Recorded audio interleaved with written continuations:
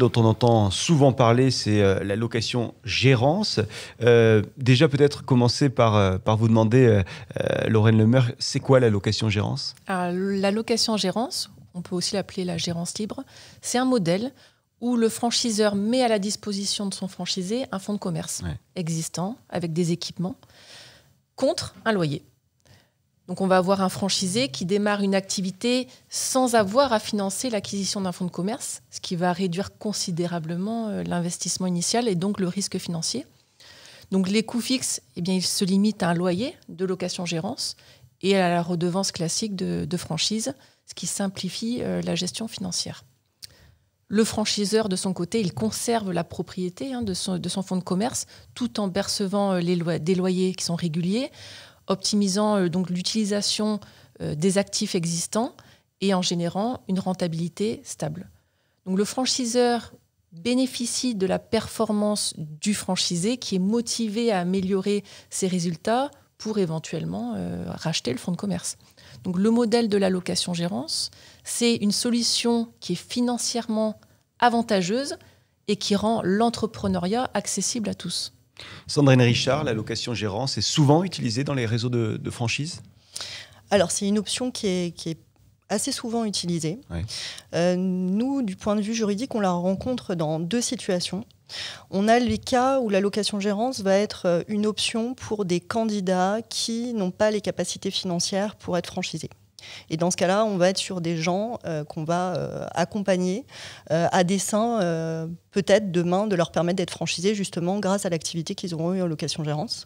Et on va avoir donc deux profils. On va avoir des profils de candidats à la franchise qui n'ont pas de capacité financière ou alors des profils internes de promotion, comme Sylvain l'évoquait un peu plus tôt, sur justement cet ascenseur social qui va permettre à des salariés peut-être demain de devenir des chefs d'entreprise.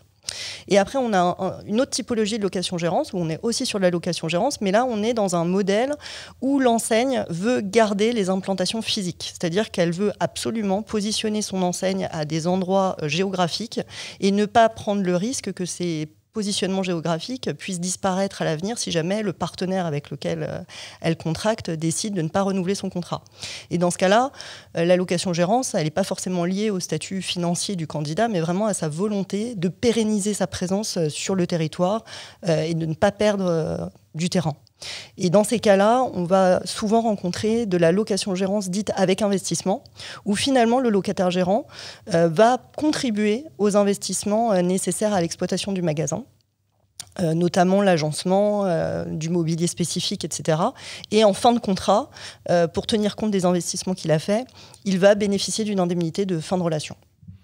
Sylvain Bartholomeu, parmi les réseaux que vous voyez, dans quel cas on utilise la location-gérance ? On voit aujourd'hui même des réseaux qui proposent 3 formats. Ils proposent le format de franchise, le format de location-gérance avec investissement et le format de location-gérance sans investissement.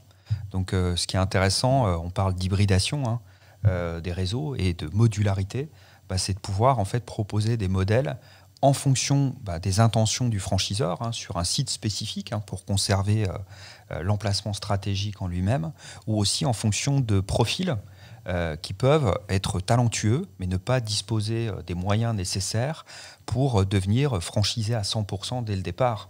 Donc en fait, ces systèmes-là peuvent être utilisés pour créer des tremplins, des accessions progressives en fait, à la franchise pure, ou pour entreprendre sur un format plus léger, au commencement par exemple, ou aussi pour le franchiseur pour pouvoir préempter et conserver des emplacements stratégiques.